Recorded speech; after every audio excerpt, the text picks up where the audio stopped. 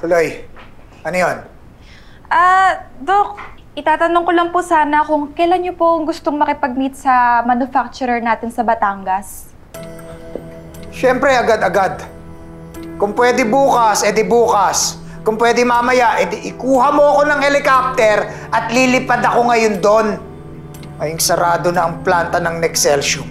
Kailangan kong makagawa ng paraan para magpatuloy ang production ng mga binibenta natin. Dok, pinapatanong din po ni Ma'am Natalie kung ano pong dates yung ilalagay ko dito para sa memo. Para po kasi sana sa Nexcelsium Caravan natin sa Visayas. Bakit? Hindi ba nung isang buwan lang nandun ako? Nag-caravan nga ako, di ba? Sabi po kasi ni Ma'am Natalie, kumukunti na raw po yung resellers natin. Kaya mas maganda po talaga kung makakabalik kayo ron. Kasi kayo pa rin po ang mukha ng Nexcelsium. Oh, sige na, sige na! Bumalik ka na dun sa Ma'am Natalie mo at sabihin mo sa kanya, kahit na anong suggestion niya, okay na ako. Ano ba ginagawa mo? Sige na, umalis ka na!